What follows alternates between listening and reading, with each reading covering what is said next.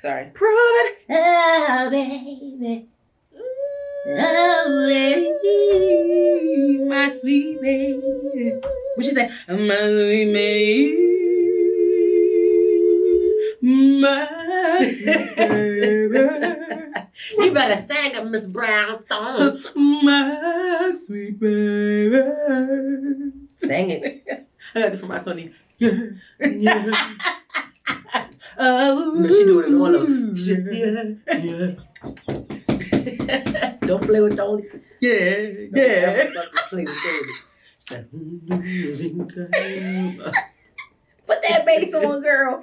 Don't ever play with her. Don't ever play with Auntie. I love me some Tony motherfucking Braxton. In the Braxton Family Values is coming back, but y'all can't wait. I'm excited. No, they're not. They bringing back Braxton Family Values. R.I.P. to Aunt Tracy. Yes, they is. I'm hollering. Yes, they is. Yes, they are. We are the Braxtons and you see. Yes, they are. They're bringing it right back. I'm excited. I used to watch that. I'm gonna hurt you. Yes, I did. And I binge watched it a couple of months ago because that was my shit. Who do you think you am? Bitch, I was one of the Braxtons. Bitch, that's just not my last name. I'm Laxton. No Maxton. No Maxton. Yes. Mm-hmm. First of all, bitch. Who is we? We are. Ooh. Who are we? We are. Bitch, that's what we about to do. We're fucking cheering this bitch. Who are we? We are.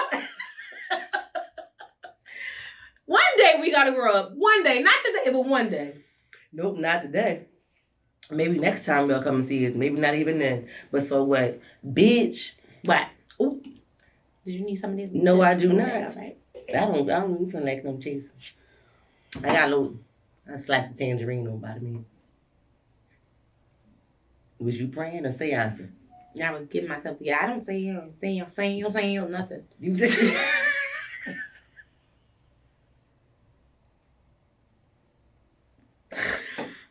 Sorry. Only my sister gonna get that. Looking just like her ass. Fucking look like me. Fucking simpleton. Oh my goodness. Welcome to episode 120. Damn. I am one of your lovely hosts, and this is your other lovely host. But who we be, most importantly, and how we start this here. Who you? Cheers.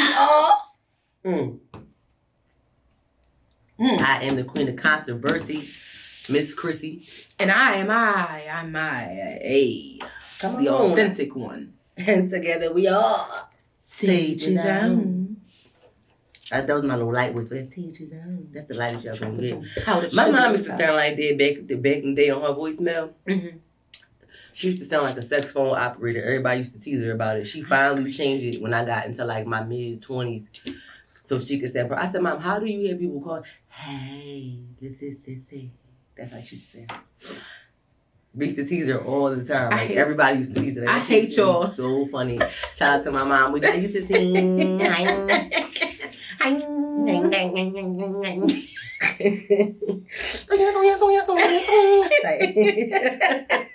want to start shit, bitch.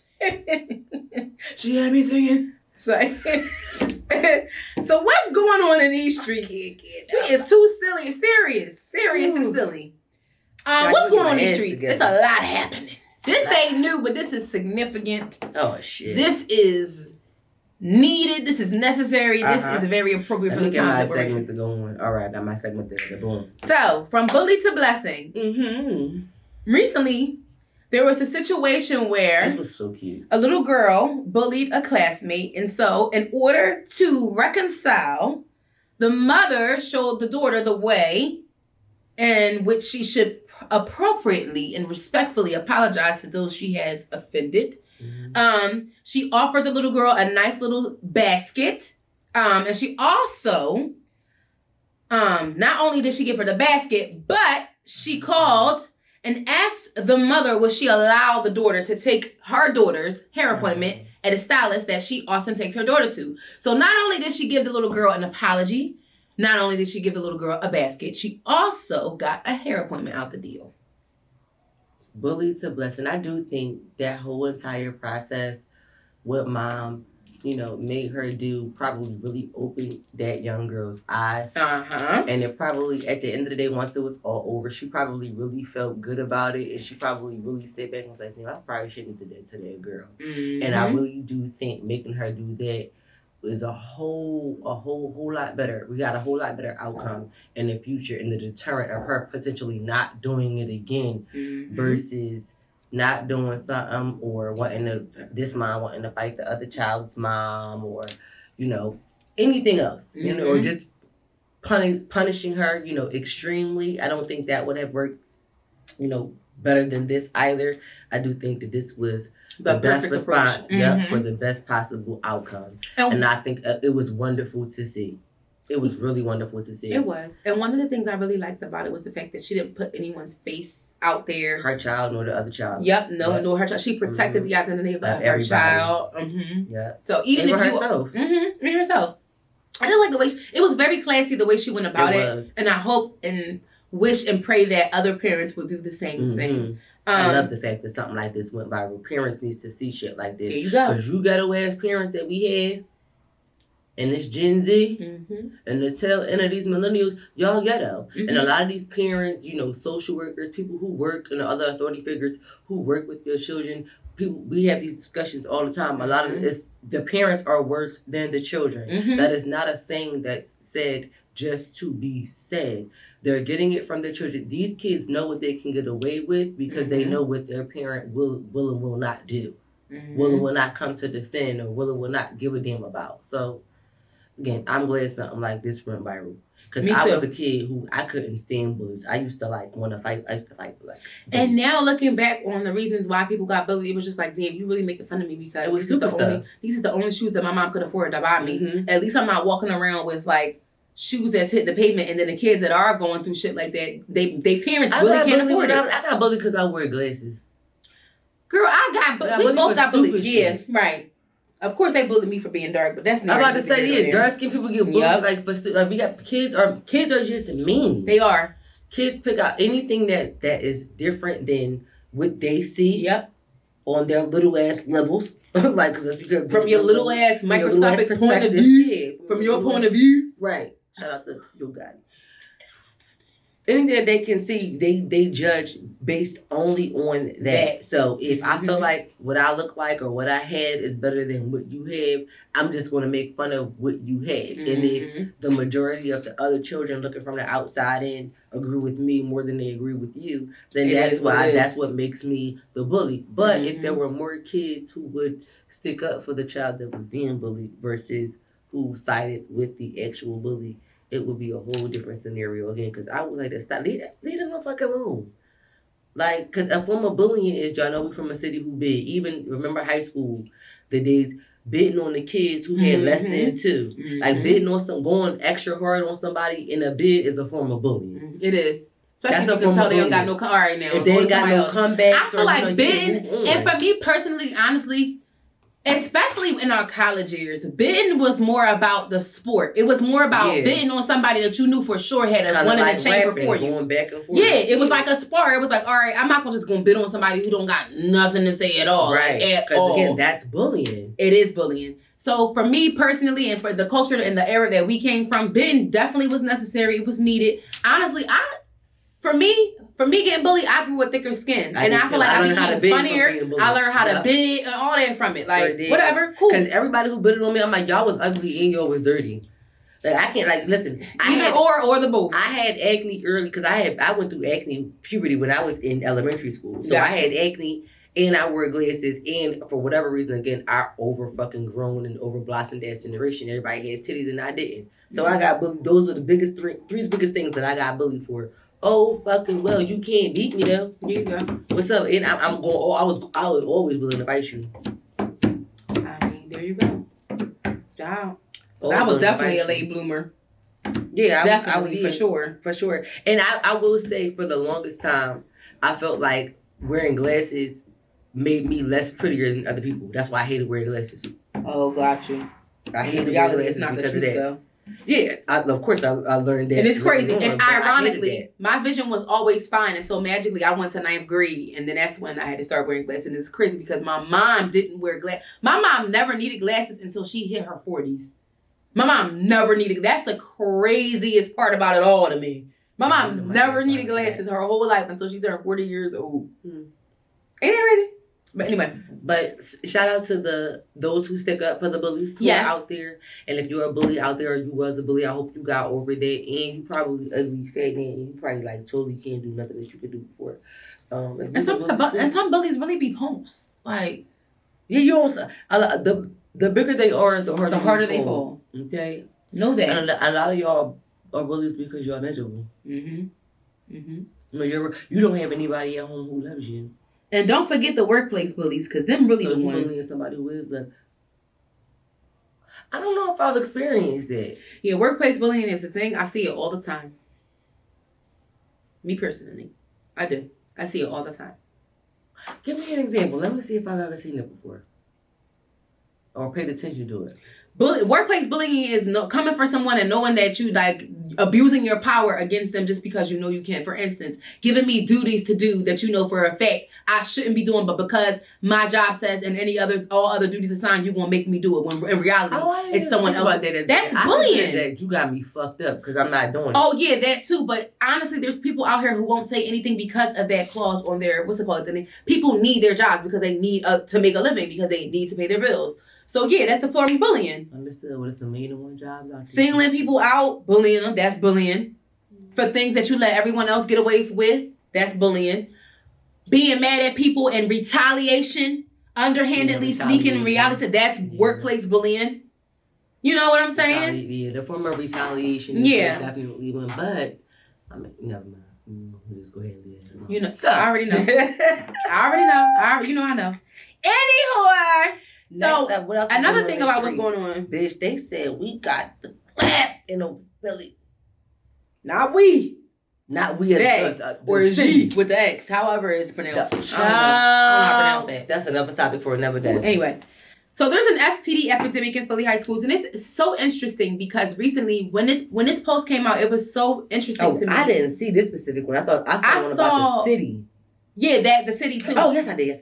Go ahead. Excuse me. But I saw an influx of people posting and saying different things. And, just hearing different stories about young people, especially young people in high school who are, sexually active. And just the numbers are staggering. Let me just start with what the letter entails that the school district of Philadelphia sent out to the parents and, guardians of, the Philadelphia school district. So basically, Philadelphia continues to face an epidemic of sexually transmitted infections among its teenagers. To combat this problem, the Philadelphia Department of Public Health and the School District of Philadelphia work together to educate high school students about STIs and other free, voluntary, and confidential testing and treatment for gonorrhea and chlamydia, two of the most common infectious diseases among teenagers. It is important to diagnose and treat these infections early to prevent long-term harm to a teenager's future, which we understand. Prior to COVID pandemic, approximately 30,000 students received an educational presentation about STIs and were offered annual testing. To date, approximately 200,000 tests have been performed, and of those tests, 9,500 were infected, and nearly 100% of all infections were treated. Clap for that. Let's start there, because we got to celebrate even the small wins lead to the bigger wins. Presentations, testing, and treatment are offered at no cost to the student, parent, or school district. During the 2023-2024 school year, this successful program will continue in a safe and effective manner. Students in high schools will receive STI prevention education, blase, and they have the option to get confidential testing, of course. And if they test positive for anything, they will receive free treatment. Underneath, they're given healthcare provider supervision, of course. So the district and the Department of Public Health, they strongly believe that they have an obligation to do everything. So they're stepping in here and they're encouraging people to speak with children about sexuality, including the prevention of, and consequences of STIs. And, you know, they're basically just handing the ball back to the parents and caregivers and telling them that they are their first teachers and that they should be instrument and be a sound part of, you know, this prevention and this education portion of, you know, helping alleviate this problem. Resolve this problem, rather. So for me personally, I just feel like I was on social media recently, and what I can say is I do notice that there are a lot of people who, you know, either are or are not in their children's lives. And what that means is if I'm paying a cell phone bill, there was a rule in my mom's house. When I asked to see it, you show it to me. There is no bargain. There is no give me a minute. There is no none of that. I'm paying the bill. That's my phone. You're not doing that with your child. I don't give a fuck how old they are. If they have not graduated yet, even if they are 18 and you're paying that bill, you should be asking to see it. Bottom line. You should be asking to see a phone. Because what's happening is, I'm going to just tell you, I see a lot of things on social media. What's happening is, you have children who, you know, different demographics of children, there's different developmental needs.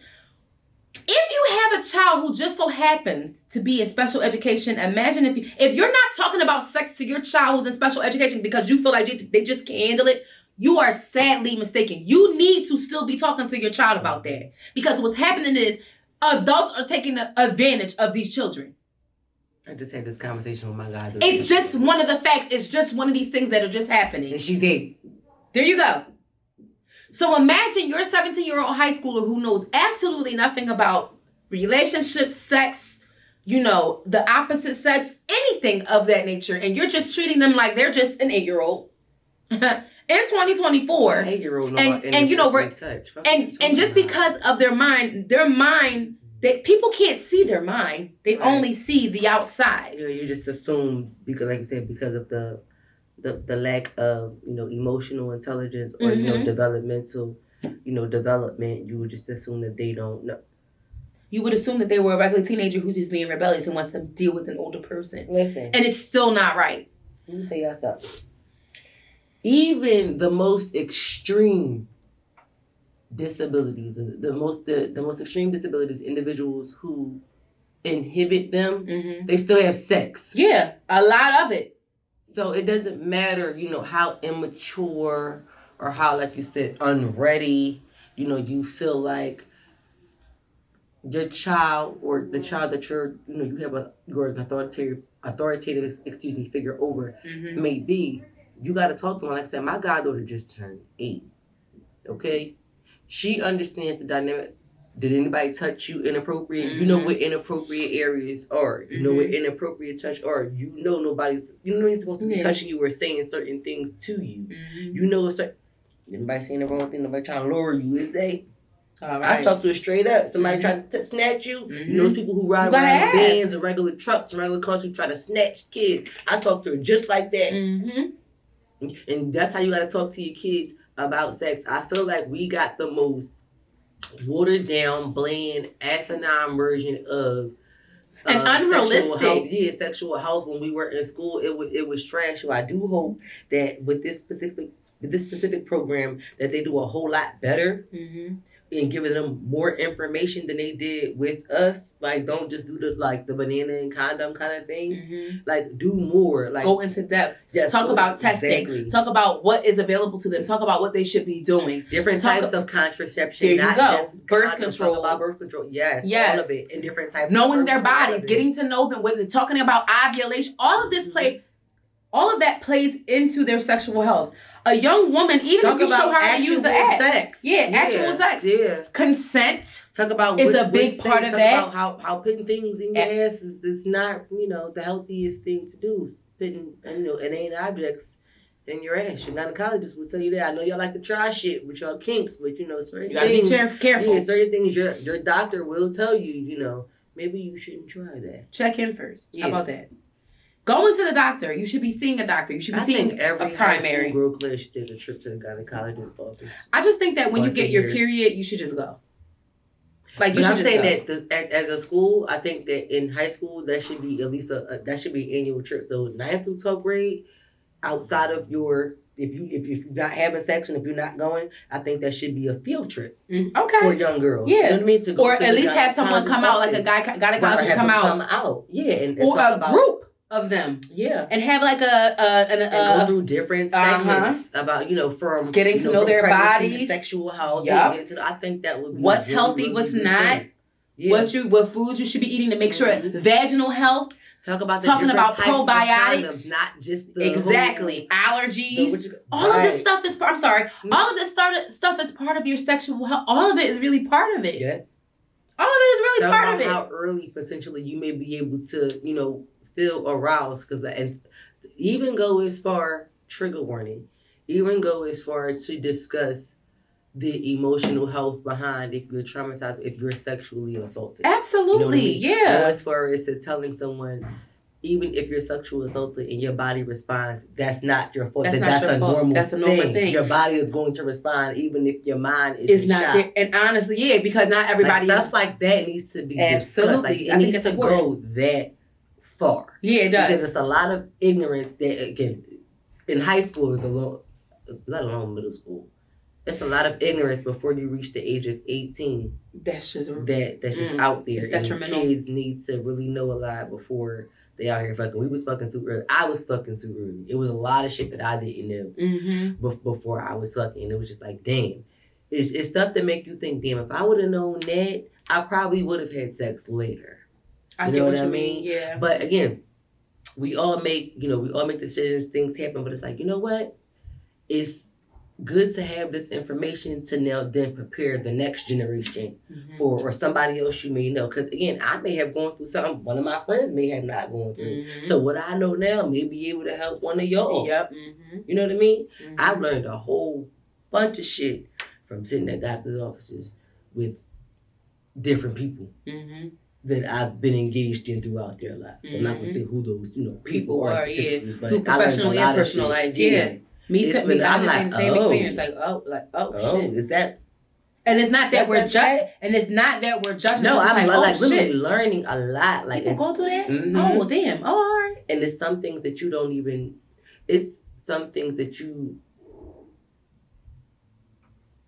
can encounter or engage with through sex, and they can lead to much deeper and longer rooted issues medically and have longevity, and they have nothing to do with sex. You know what I mean? So it's tough. It does get to be tough. I agree with that. It's tough. We really want these kids to be informed, educated. They doing a lot. They doing a lot of fucking. And honestly, please, just take into consideration the things that you did not know and start there. If you're lost about where to start at, because some people hear things like this and they get so overwhelmed, and rightly so, because we don't know what it's like to have to communicate these things directly with the child, especially when some kids are open and free and they do feel like they have the floor and they do feel like they have the space created between them and their parent where they can approach them about certain things, but they just might not necessarily know how to ask. It's not that they don't feel safe, they're just like, oh wow, how do I ask about that?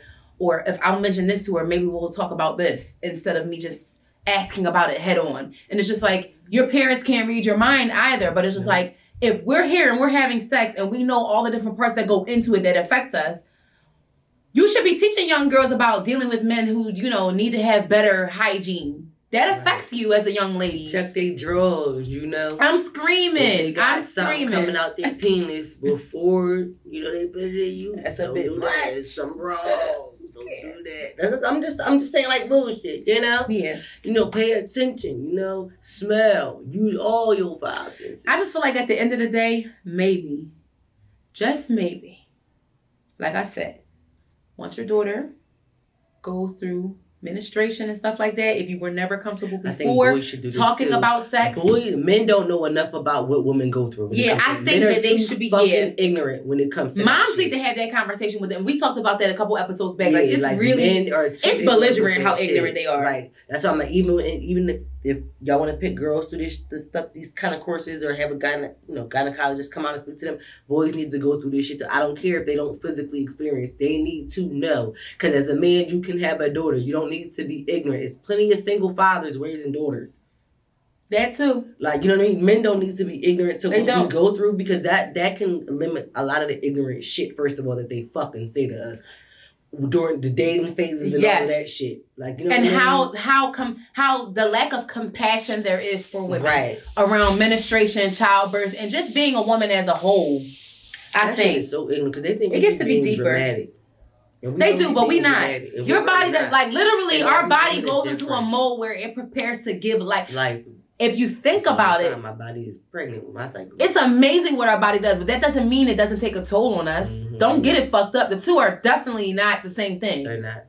Absolutely not. And I don't give a fuck how long I've had a period. Each one is different. Just like each pregnancy is different. Just like each relationship is different. Just like each vacation is different. Not a vacation. No, because bitch, I'm gonna take it there.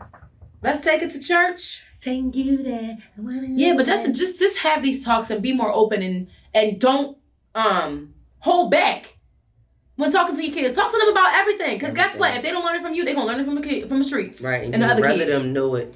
Be informative about the information versus just getting it from somebody who experiencing it just like they are. And if you have any questions, why not ask their healthcare providers? Why not give it information? Don't leave it up to the doctor to talk to your kids. I know somebody that opted for that because they were so afraid. They let the doctor talk to their kids about sex. You have no say-so in this matter. That's scary to me. Everybody is still different. Yeah, your doctor. That's scary. That's scary. Like, I get it, but it's just... I would rather my child have an open, honest, free-flowing relationship with me, being able to come to me and trust me and talk to me about things, plus pulling tidbits from experience and maybe their friends and having that discernment to sift through it. Too, because I'm like, she's my only child for now. What y'all be doing? I'm like, nobody be touching you. I'll go through all the parts. Yeah. You know what I'm saying? Yeah, don't do that. But listen, I ask straight out questions. You know nobody's supposed to be touching that. Right? Okay. You know nobody's supposed to be saying this kind of thing or doing this kind of thing, right? I just go... Because we don't get down like that. We don't. And I kindly reaffirm her. You know what will happen. Okay. Well, that was what's going on for the books, though. We got into that. So, yeah. So, let's just jump into the boss of the week. So, this is something that I came across. Futures First Gaming. So, Futures is spelled regular. First is spelled regular gaming. When I saw this, I thought you were talking about Nevada's at first. I had to look at it. I'm crying. And then I thought you were talking about baby Nevada's. I had to...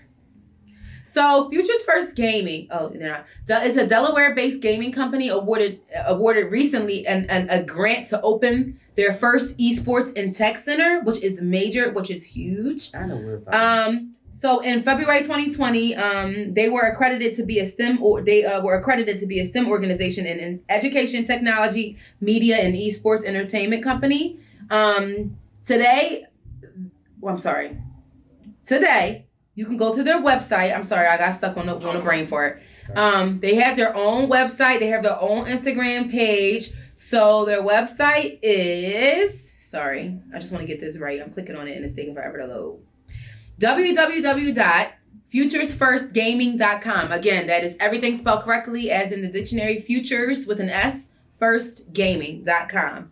So Futures start with gaming. So they're accredited. They're professional. They want to provide opportunities. They want to foster a gaming community and present opportunities for people to explore educational and career development pathways in science, technology, art, and relevant esports disciplines. I really think that this is important because a lot of people, especially women, are taking the lead in trying to get into tech and stuff like that. So if you are a gamer, if you're into education and media and stuff like that and esports entertainment, definitely look into this. You can donate to their cause on a big scale or a small scale. They have ways for you to do that available on their Linktree, on their Instagram, as well as their website. They have their story posted. It's young black men who are just trying to make change and trying to make, give a platform for kids who are into these kinds of things that we tell our little black children that they're nerdy for. So, it's a great lucrative economy and I'm here for it, brothers. Congratulations to you guys on your grant. And I hope to see. And by the way, they're located in Wilmington, Delaware.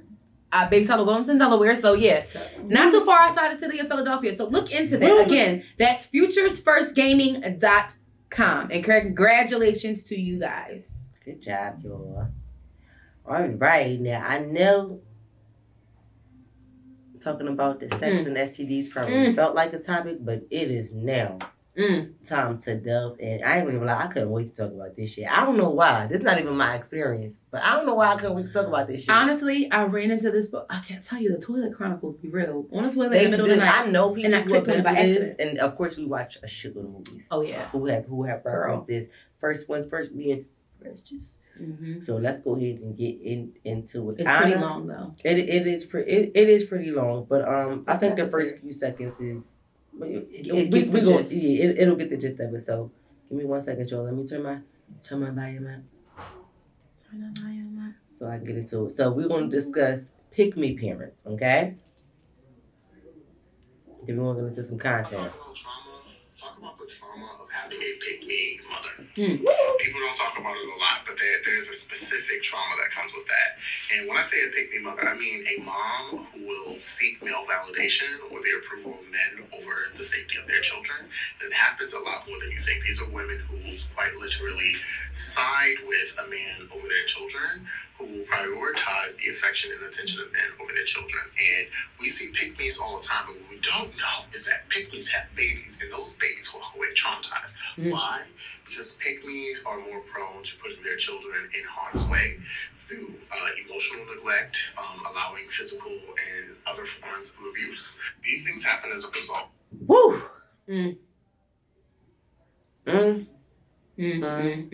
Is right. I like the fact that you, when you put this on the segment, you reflected to some of the comments that discuss their opposite type of mothers. But before we get into that completely, let's just kind of work our way down. So we're going to discuss the pick-me mothers and then get into the opposite types of mothers for content. I don't have a pick-me mother. Neither do Thank God. But I have had, I have engaged with other peers of mine who had pick-me mothers. I'll even go as far as to say my mother had a relationship with a man who one of his children's mother was a pick-me mother. And I only observed that through our engagements with her. Okay. It's a scary thing. I have a family member who was close in my family tree, who identified perfectly with what he described.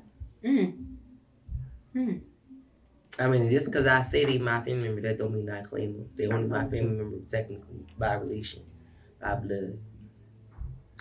And honestly, and recently, I've been seeing a lot of people even talk about this culture and how people are quick to call people pick-me's and stuff like that. But I do agree with that. A lot of times people get it misconstrued. Just because I simply agree with something that a male is saying that it's not favorable to the female ear does not make me a pick-me. It just makes me a thinker. It makes me a person who has my own experience. It makes me a person who realizes that not just because a guy is saying something doesn't always mean he's an asshole.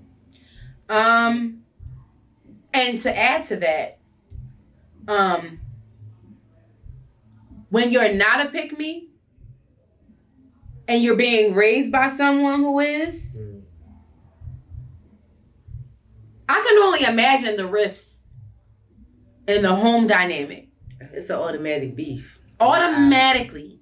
From the moment that you become your true self and you've gotten a taste of the world and you've witnessed the detriment that this has caused between you and your mother and the way she looks at the world and the way she looks at you and your experiences that receive the brunt of her pick-me status, is just like, you have to be fed up at this point. I can only imagine. You have to be just over it. And it probably is very... my mother if she'd have chose men over me. I didn't want to say it. I'm sorry. I'm going to say it because how else would you have rather feel? Right. At the end of the day, especially coming from a child's perspective, just thinking about, again, like we spoke to earlier, the development of a child and thinking that this is the only one that you can depend on, the only person that you can go to for safety and safekeeping, and all of a sudden you get to this age and you realize,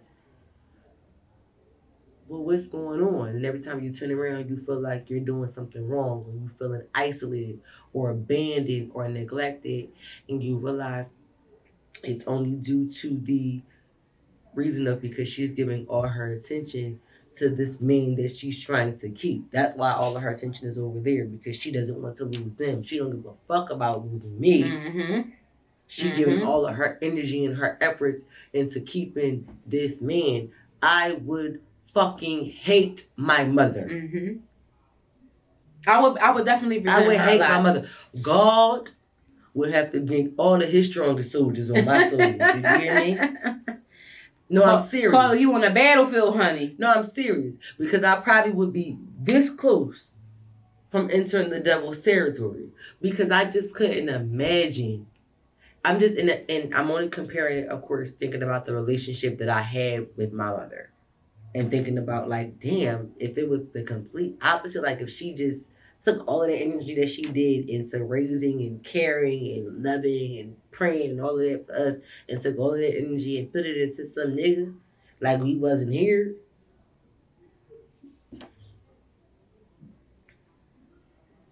What, go on, sis, preach.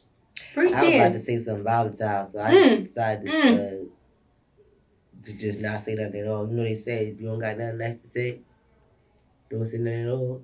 I didn't want to get myself caught up in saying nothing I'm not supposed to say. That being said, I just stopped.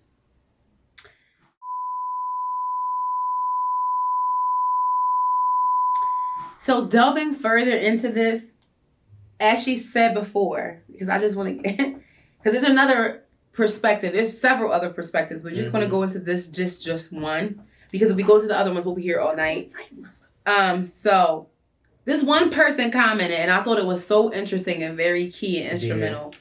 She said, I had the exact opposite mother who was hyper paranoid and wouldn't bring any man around me to avoid any possible abuse, only to be lonely and then feel betrayed when I wanted autonomy. She wanted me to pick her the way she picked me. Neither extreme is healthy. This jacket, though. Sorry. She was codependent. She was talking about the jacket I had on because it was cute. But anyway, she was very codependent upon her child. It's almost, and honestly, the correct term for that is emotional incest. You were so emotionally codependent on your child that you sought out adult characteristics from your relationship and your exchange and the reciprocity there within your dynamic of your whole ordeal with your child. You thought that it was okay for you to have adult expectations. You sought out what you would hope to be the outcome of a relationship that you would have with someone who is extra familiar, or a partner, something romantic, something platonic in the adult realm of things, not a child. So that's unfair. That you're putting unrealistic expectations on your child, and in the future it does nothing but fuck them up. Like, basically, emotional incest is a thing, and I think a lot of people go through and experience this shit firsthand. Yes, they do. And I don't think that they know how to get out of the cycle. Like, they don't know how to get out of the cycle. And I thought it was a very good point of view, because it's the exact opposite, yet it's still so bad, because it's like, Mom, I love what. Ultimately, you chose to have me. I'm not responsible for why I'm here. Right. But you want to hate me because you chose to put me first.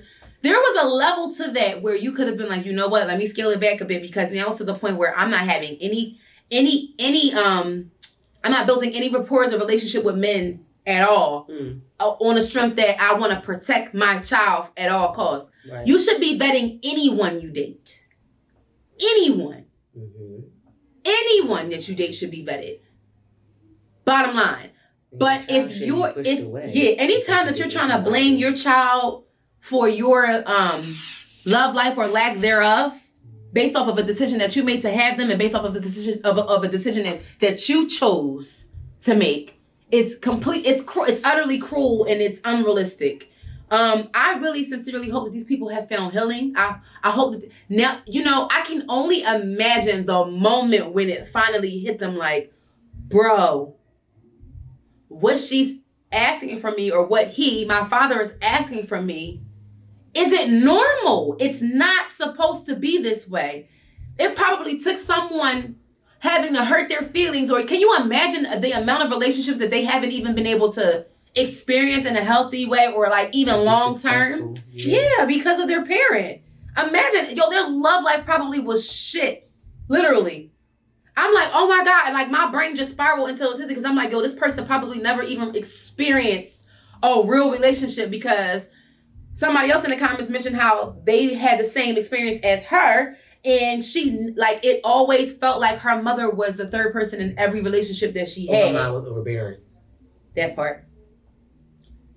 Part of that got something to do with her too, because you let your mom do that because you feel some sort of guilt. She did, but it was a trauma response. It was a direct trauma response. It was like, okay, I let you in too much of my relationship out of the guys that I felt like you only meant well for me because you're thinking about the things that I quote unquote don't recognize or can't see about men because you're so much more experienced than me. It's so crazy. I watch a show or a movie or see a real life example about something like this. I talked to Mom. I said, Mom, I thank God you weren't one of these mothers because I'd have killed you. I'm not I'd have killed you. You telling your mom you would have killed her. You need help. I said, Mom, I love you to death. I thank God. Yeah. But I don't know. Like, I really feel for these people who deal with this. And I do. It's a sin and a shame. And I want to fight some of their parents. I feel like they bullies. Your parent is a bully. No, seriously. That's a parent bullying their child. Because at the end of the day, I feel like these parents, they know what they're doing is wrong. You're taking up so much space in my life. Yeah, but you're using this and you're using the excuse, the fact that you're my child. I brought you into this world. You didn't ask it, so you belong to me. Your child is not your fucking property. Nope. And you as a child don't know what you don't know until you know something else. Mm-hmm. That's the unfortunate part about childhood development. Absolutely. Can't pick when parents. You become an adult, you put your motherfucking foot down. You put that size 8.5 down. That's size down. I put that size 8.5 down. Okay? I didn't have to do this in this situation. This ain't my shit. But I'm saying you put whatever size you wear down, bro or sis. All 10 toes. You learn that shit is wrong. That shit is wrong. I don't give a fuck. You say, I said, I'm sorry, mama. I never meant to hurt you. Say it. I never meant to make you cry, but tonight I'm cleaning out my closet. You better not have a shotgun in that closet neither. All right. Anyway. Woo, that was a tough one. So we kind of wrapped our we're gonna wrap the last topic of today because we talked a lot about, different things. So we're going to combine the last topic and the reality check with something that we came across. So we call this one Skin Deep. So an 11-year-old middle school student arrested for creating a plan to kill a girl who flirted with her boyfriend. So on Wednesday, the 7th day of February, the police apprehended the minor at Murdoch Middle School in Port Charlotte, which is close to 100 miles southeast of Tampa, Florida. According to the sheriff's office, a school resource officer who was alerted to a note, and got wind of a notebook that a student left behind in class, which detailed a plan to harm another student.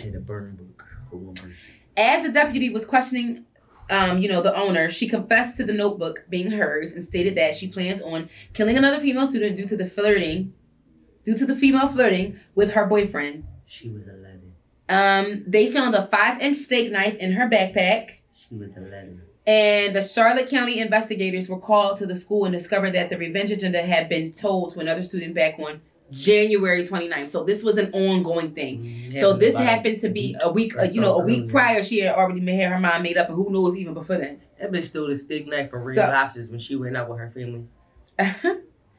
A witness provided a statement about the situation, and they told, they showed a note saying of what she wanted to do and stuff like that. And that takes a lot of bravery, honestly, especially for a child that age, because it's like, Some kids know what's right and some kids know what's wrong, but some kids also are overcome by fear too. They do. But you know what? I think that this part of that, not to cut you off just real quick, I think part of this is an issue with this whole AI and reality verse and kids this age having access to social media and being so desensitized to seeing the things that we see on social media regularly.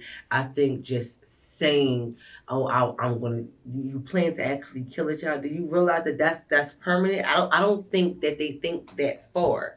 I think their heads are so wrapped around their little everyday lives, not just them, but people in general, their little everyday lives, that you're not thinking that when you plotting to kill this girl, that she's actually going to fucking die. Is it really worth ending someone's life? Like, you're really literally ending their story. Like, I know your little feelings is hurt, but I don't think that you're actually processing that. You're thinking about killing this girl for sure. Like, you're not killing her in a game. Like, this not this round over. This is not Minecraft. This is not Roblox. Like, that's what I'm saying. Like, I think that the overexposure of social media and technology and the way that it has grown and developed over years, I think it has taken away part of, and even when it comes down to the games and stuff, I think it's taken away the seriousness and the consciousness of what's actually happening in reality versus the other worlds and versus that the other verses living on a day-to-day basis, especially with their peers. And that's a scary thought. It's like, I don't really think she processed that out, that was actually permanent. She was actually going to be planning this girl, not you planning her for anyone, but you know what I mean? Like, that's crazy to me. I'm like, that's scary.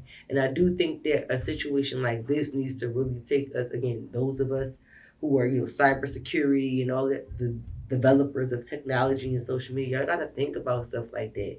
Like, y'all are literally creating scenarios for people to just be set up and die,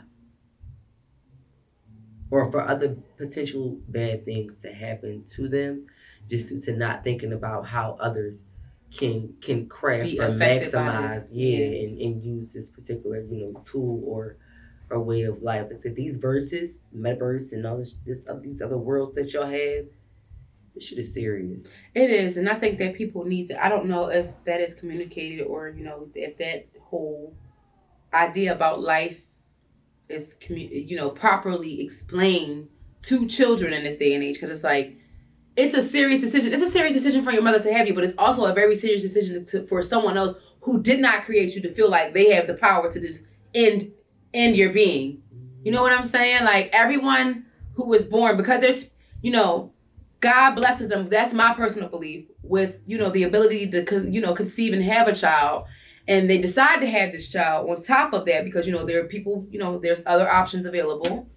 We're not going to speak on what's right or wrong, but, and then your parent decides to have you, and then this person who has nothing to do, don't get me wrong, people do some fucked up shit, but it's really something to deduce your humanity to a split second based on some shit that another motherfucker don't like. And at 11, you're not processing all of that. That's what I'm saying. That's scary. It's scary as shit for you to make a decision about something so permanent. So I think that people should definitely have more conversation. To that much at 11 that I ever felt the need that I really wanted somebody to die. Yeah, that's what I'm getting at 11. That I felt like they're just it's too much. It's too much. That's what I'm getting at.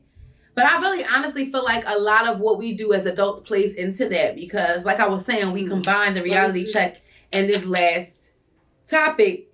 Why do you think what we do is because of the things that we say and the behaviors that we have around children, and in regards to dealing with romantic relationships and how they're supposed to look and how we're supposed to, fraternize with other people.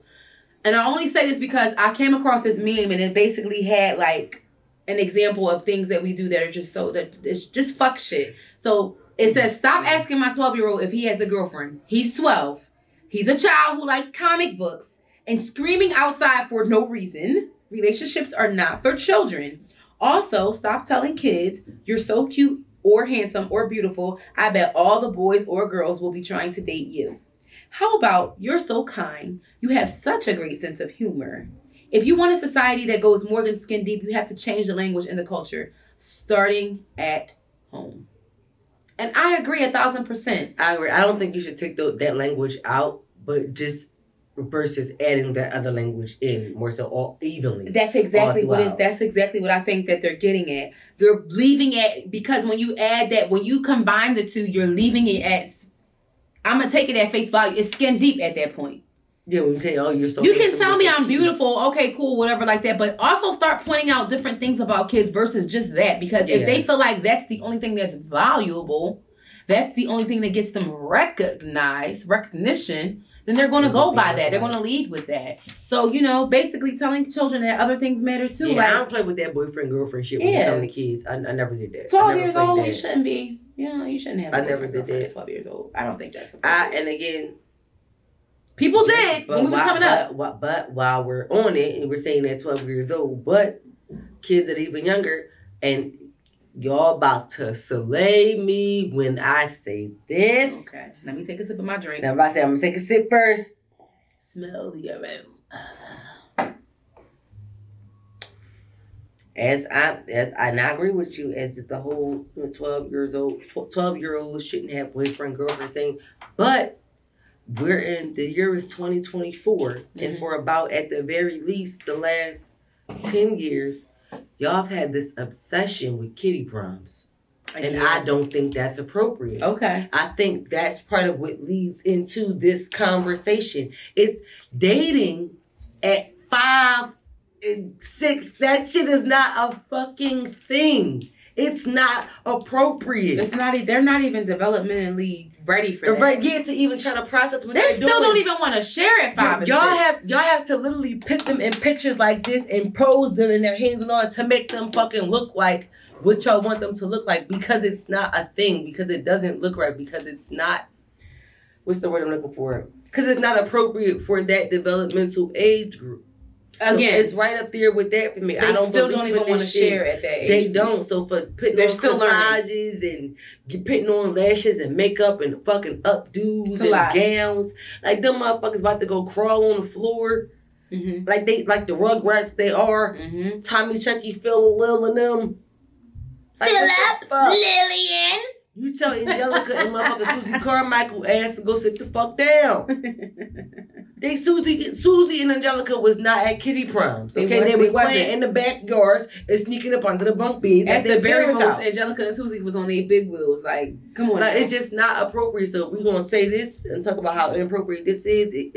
We gotta go back there. I don't know who came up with this kiddie prom idea. I get it. Somebody always trying to come up with something new. Yep. But that shit is not appropriate. I'm not pitting no child and no fucking gown and mating them and putting them on a quote unquote date with it. Fuck no. When I was coming up, bitch, you couldn't have no boyfriend until you were 16. Fuck y'all. There you go. And then you did your, in middle school, that's what you did your little winter dinner dance, your little froshes, your little soft hops and all that, and you start moving up until you got to the prom and stuff like that. And that was on the 8th grade dinner dance, it was some girls who some of their parents let them have dates. No. You're too young to have a date. You can go. It's a dance. You can go with your friends. There you go. So what I recall of the girls came to the dinner dance. It was just groups of friends. The quote unquote boyfriend and girlfriend couples that we knew of in the school, they didn't come together, but of course, they met up and they got together at the dance because it's not appropriate. I don't give a fuck what y'all did during the hours of 8 and 3 when y'all was in school when your parents didn't know. But that's the reason why y'all didn't come on the dinner dance with y'all fucking boyfriends, because your parents didn't know about them. Absolutely. Because they knew it wasn't appropriate. Absolutely. And y'all knew it wasn't appropriate, which that's why your parents didn't know. Shoot, I had to fight to have a boyfriend in 10th grade. Like, what the heck? And that's probably because I was just turning 15. Like, so that my parents probably was like, oh, yeah, no, bitch. You're not having a boyfriend. Just like we said, like, more towards your junior and senior year of high school, it was more acceptable. 9th and 10th grade, it was just kind of like, okay, we may know that you're interested in boys or girls, whatever you are interested in, but however, we're not going to play into that and have you thinking that. My mom and them, they in middle school. I love them niggas. They knew that in middle school. I hate you. Yeah, my parents didn't know. Shout out to the niggas I like the middle school. Like, I hate you. They definitely didn't know that. They didn't give a fuck. They didn't know that. And after a certain hour, get up off that phone. Kept me in church out. Get up off that phone, girl. It's a certain hour. But yeah, start talking to your kids, bro. Yeah, please. Please. And if y'all want to talk to them, send them to talk to us because we gonna keep the real with them. I feel like we should talk to teens. You know, I'm good with the teens. You know, we probably should have a teen segment or like at least like a college segment for them. I have a sweet spot with teens. I feel like it's middle school. It's like middle school for me and like toddlers. Like that 14, 18 for me. Mm-hmm. Like and then I got the toddlers too. They really my niggas. Like and the college kids. I like the college kids. You know what? I think we should do college. I'm gonna talk about them in Miami again. But anyway, all right. Anyway. But that was our really That's what we have for you guys this week on this lovely last week of Black History Month and what February has to offer. Enjoy your last extra day, February 29th. Rock that shit out. Be blackity biggity blackity biggity black blackity black extra black. And even fuck it. Start planning for Juneteenth on the 29th. Fuck it. We out here. We might as well start. Make it bigger and blacker than it's ever been. Come on, bigger and blacker than it's ever been. Period. And again, we always welcome you back. We always love the fact that you want to sit and chat and fraternize with us. And we are constantly bringing you the scoop-de-doop every week. And you can visit us on our website at toeachhisownpodcast.com. That is to each, his with an H-I-S, own podcast.com. And you can subscribe and listen to whatever you need, whatever your heart desires. Make sure you're inviting people. Make sure you're putting them on. And make sure you're looking out for the shit that we got coming in the spring. Because damn it, we in the streets.